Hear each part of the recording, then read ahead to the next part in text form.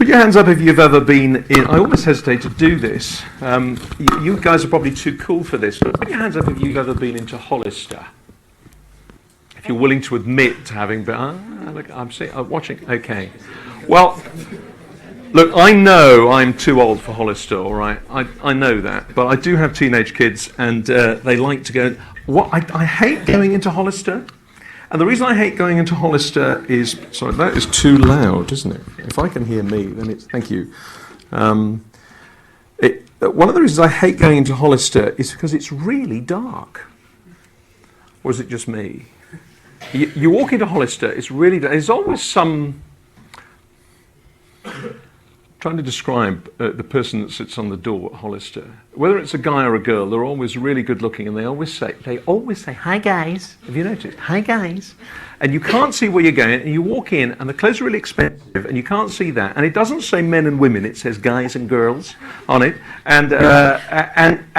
But you can't see the price. So me, of course, being in my 40s now, I have to put my glasses on, and I pull the price up, and I go, "How much?" And I can't see it. What I'd love to do in Hollister, and I've never done it yet, is walk in with one of these.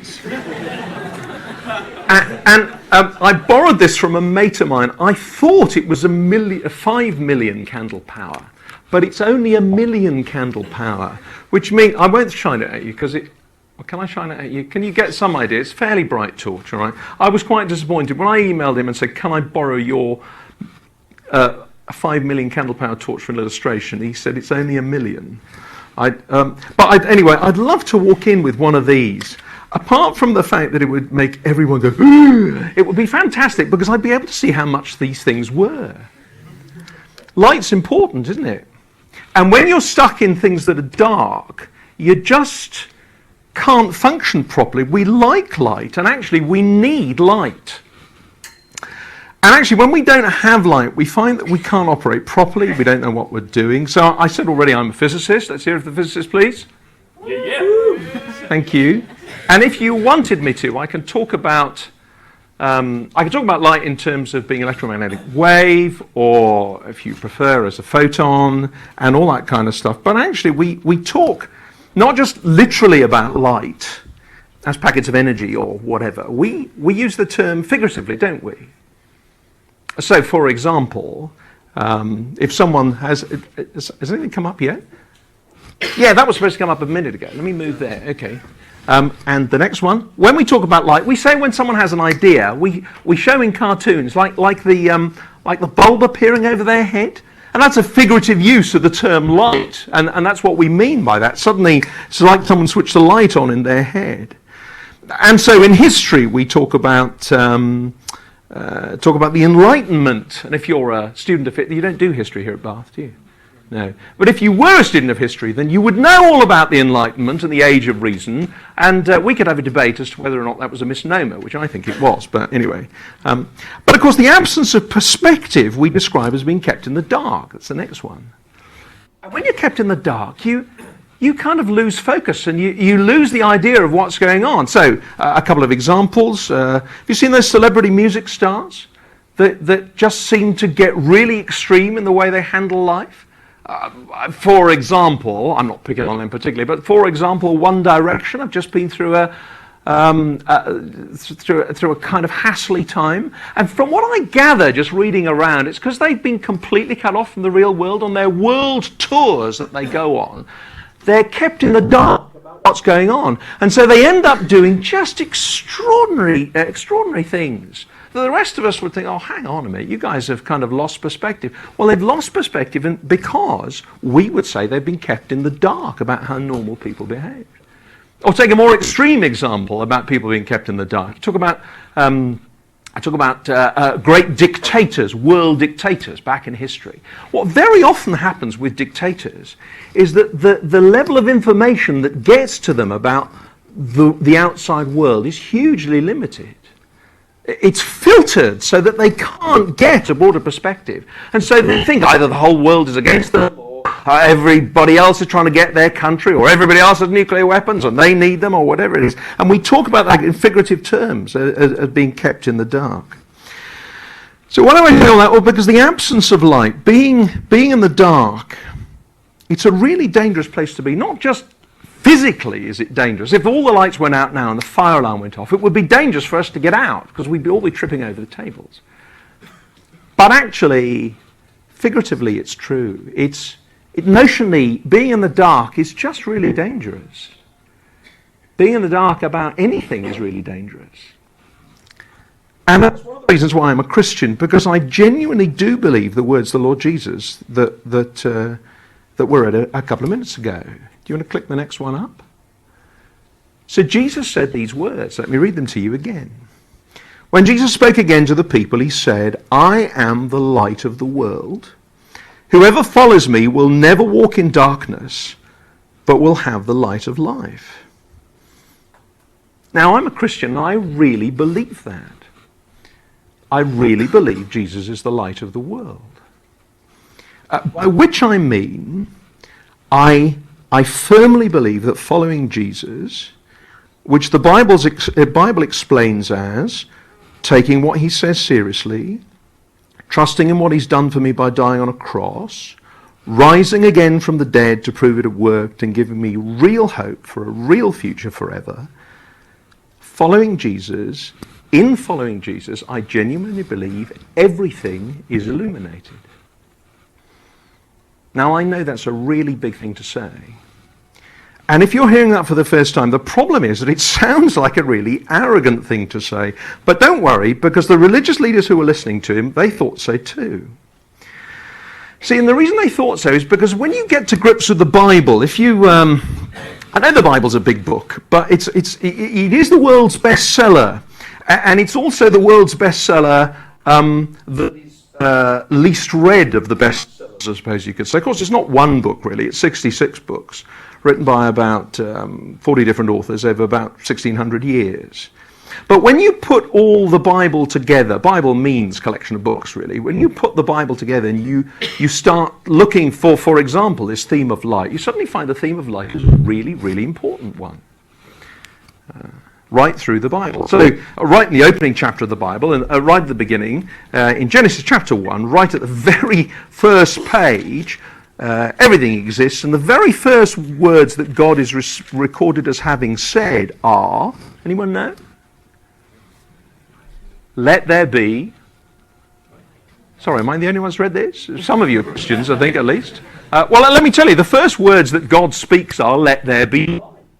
Which kind of sets the agenda that's fairly important. So you trace through the Bible, and you get some of the different instances where God sets up a pillar of fire, effectively light for his people to follow through the desert. That's in Exodus. You get to the Psalms, which is a songbook of the Bible, and suddenly when you're looking at people's emotions and the way they interact with the world around them and interact with God, light just comes in all the way through. Let me give you a couple of examples. Psalm 27, the guy that's writing that psalm says, "The Lord is my light and my salvation." Psalm 119, longest psalm in the Bible. It's a great big long song. It goes on and on and on and on and on. It's all about the Bible, actually.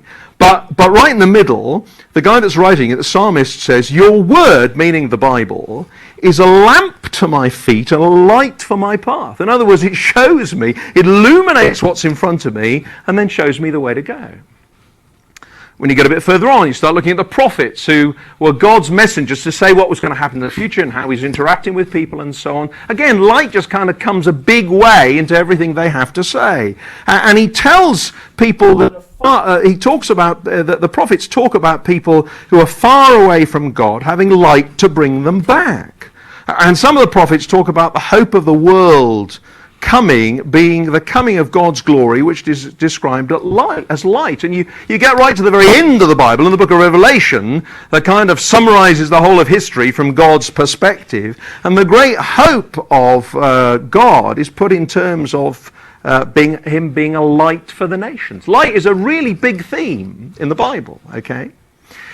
And all the way through John's Gospel, which is where this reading's taken from, which is one of the accounts of the life of Jesus. In the New Testament, you get four big accounts of the life of Jesus: Matthew, Mark, Luke, and John. And this is taken from John's Gospel. And John says he wrote his Gospel and the particular things he wrote down of the account of Jesus' life, so the people who don't know him would come to realize how mega he was and who he was and that he's a son of God that could rescue them. And all the way through John's Gospel, the theme of light just keeps on and on and on coming up. And in fact, even in the immediate context of this passage, were we to read back a chapter or so, it would be again talking about the Old Testament and God's people following the light of God in the desert.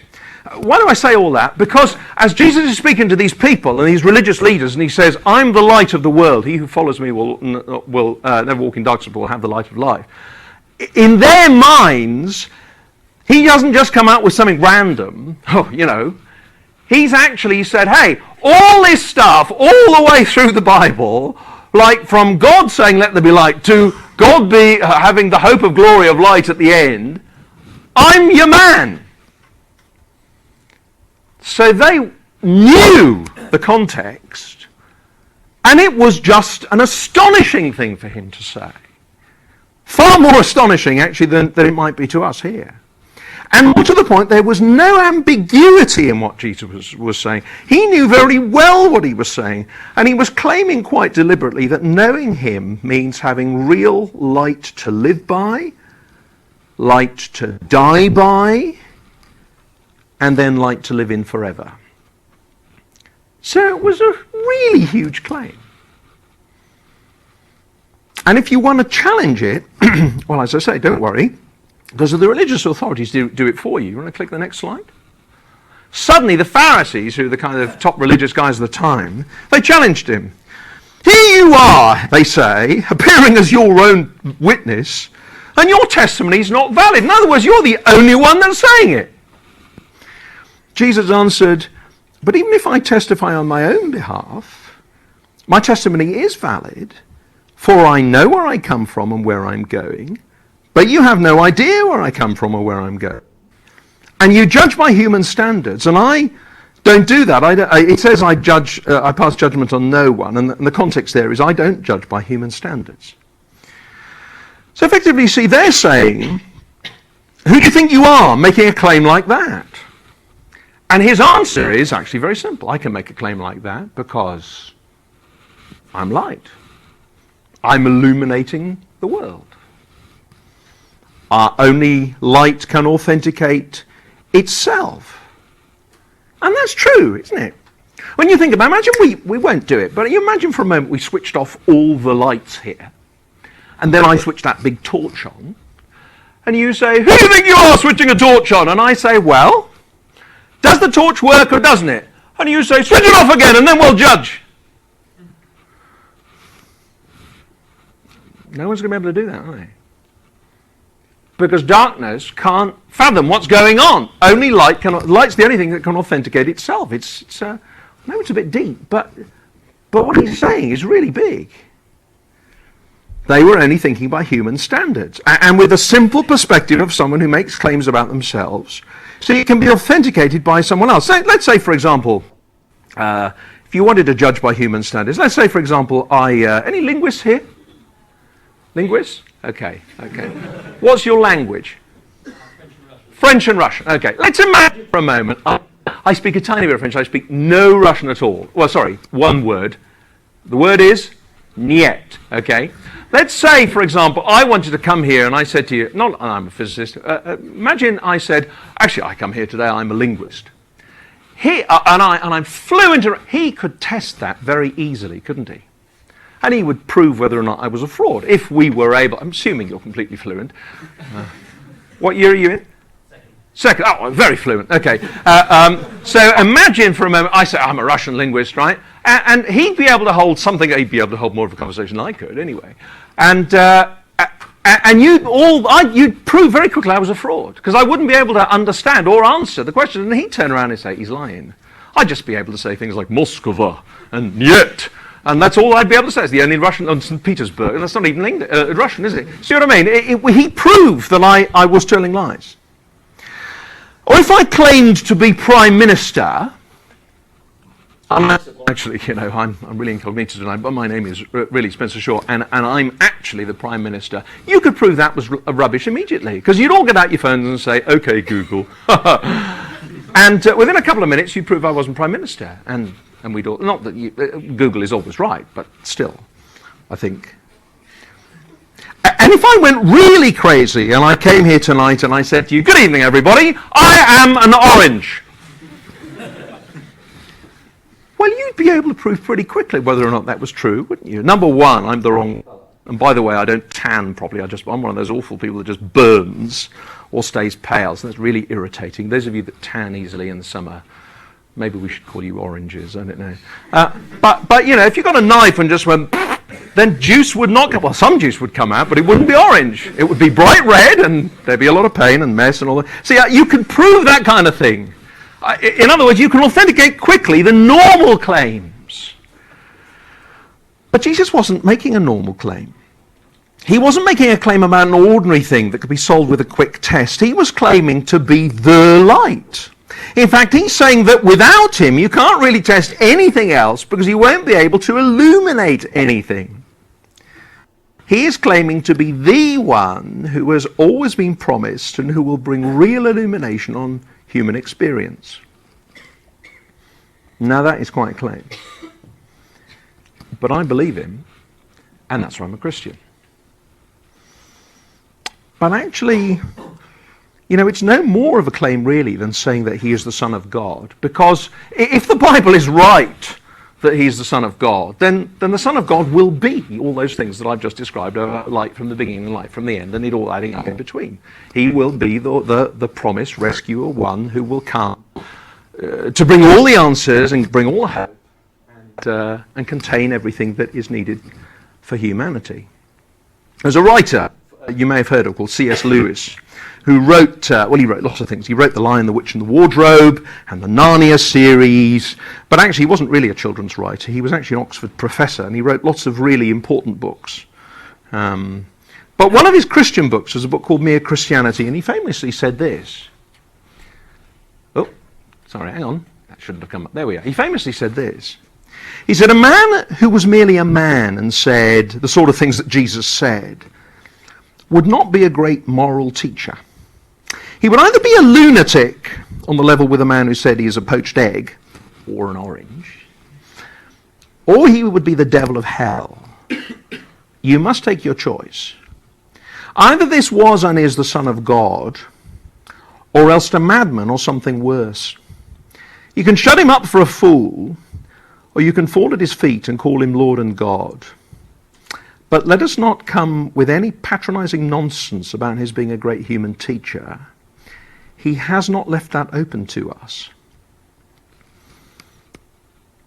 You can't just dismiss him.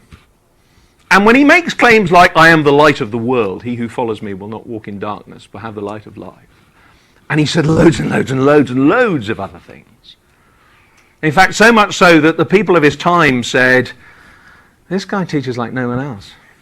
We've got to follow him. It's so much so, actually, that if I asked you what year it is, you would tell me, well, it's 2015. Only you haven't really told me. You actually mean it's 2015 AD. I know they like to call it 2015 Common Era because they like to kind of flatten the Jesus bit out. But they still get the same date, don't they? It's just calling it a different word. In other words, he just changed history. And you see, as if to prove the point, Jesus goes on to tell them in verses 16 to 19, if that comes up. If not, we're going to have to jump back. Yeah.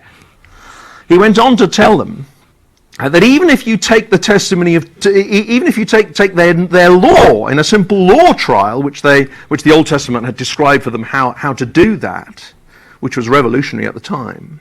Even if you take the testimony of two people in a simple law trial, and this isn't a simple law trial, but if it were, well, you'd actually have still two testimonies, because, says Jesus, you'd have mine, claiming to be light stuff, and you'd have my Father's.